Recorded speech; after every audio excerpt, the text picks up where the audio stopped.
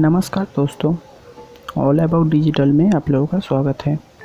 तो आज की वीडियो में हम देखेंगे कि माइक्रोसॉफ्ट विंडोज़ डिफेंडर को हम कैसे इनेबल एंड डिसेबल कर सकते हैं। तो बेसिकली सबसे पहले हम जानेंगे कि विंडोज़ डिफेंडर होता क्या है।